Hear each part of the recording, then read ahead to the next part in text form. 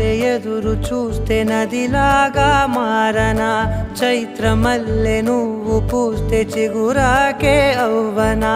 నన్నే వరించే యువరాజును అంట, నీ యువరాణి